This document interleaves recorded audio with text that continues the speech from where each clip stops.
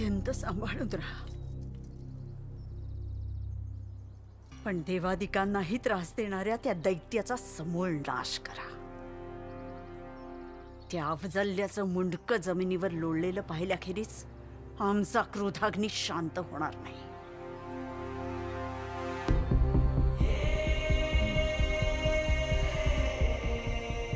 पण जपून.